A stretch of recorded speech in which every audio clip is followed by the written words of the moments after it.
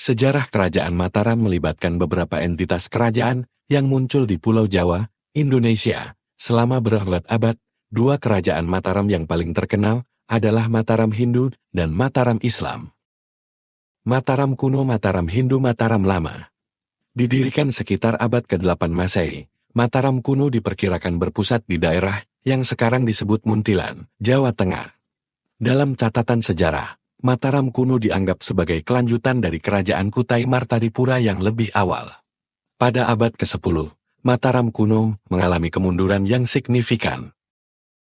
Kerajaan Medang, Mataram Hindu, Mataram Tengah. Pada awal abad ke-10, Kerajaan Medang muncul sebagai penerus Mataram kuno. Raja Sanjaya dan raja-raja berikutnya membangun kompleks Candi Prambanan, yang menjadi salah satu peninggalan budaya terpenting di Jawa.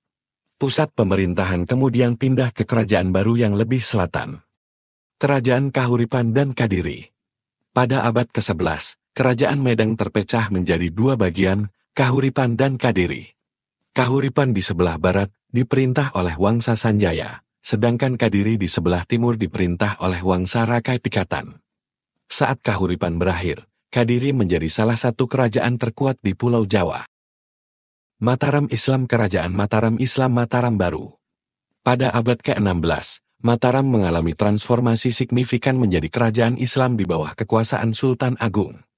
Sultan Agung bertahta tahun 1613-1646 adalah penguasa yang kuat dan ambisius, menggabungkan kebijakan militer dan administratif yang cemerlang. Ia memindahkan pusat pemerintahan ke kota Gede dan membangun keraton Istana. Periode Mataram Baru, Kerajaan Mataram Baru. Setelah Sultan Agung, Mataram terbagi menjadi dua kerajaan, Surakarta dan Yogyakarta. Surakarta Kasunanan Surakarta dan Yogyakarta Kasultanan Yogyakarta Hadiningrat muncul setelah perjanjian Giyanti pada tahun 1755. Masing-masing kasultanan memiliki penguasa sendiri dan terus berlanjut hingga masa kemerdekaan Indonesia. Catatan penting.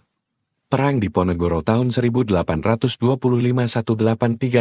terjadi di bawah pemerintahan Diponegoro, seorang pangeran dari Yogyakarta, yang memberontak melawan pemerintahan kolonial Belanda.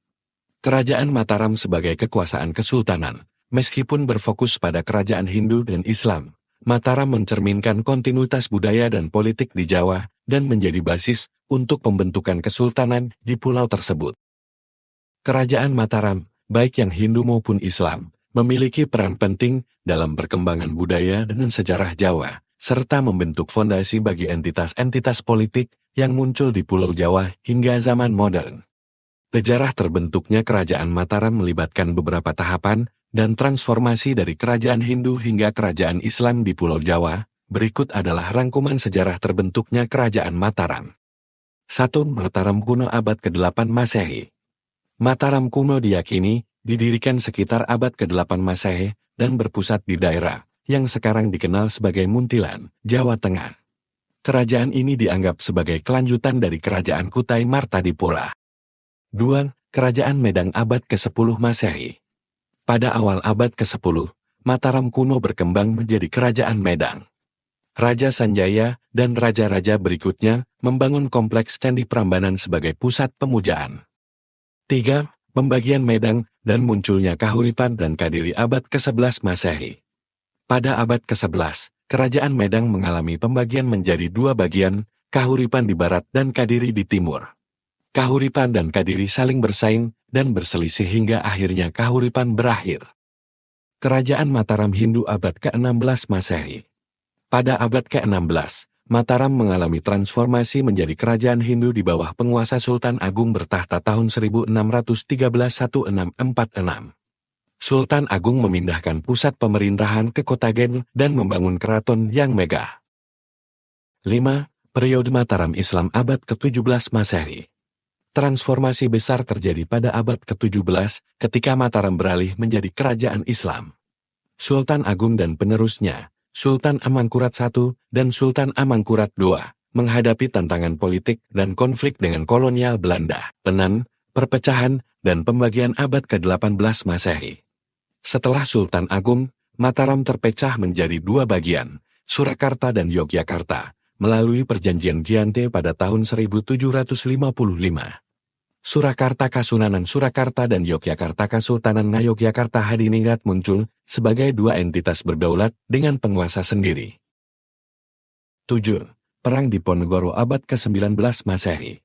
Perang Diponegoro tahun 1825-1830 melibatkan Pangeran Diponegoro dari Yogyakarta yang memberontak melawan pemerintahan kolonial Belanda.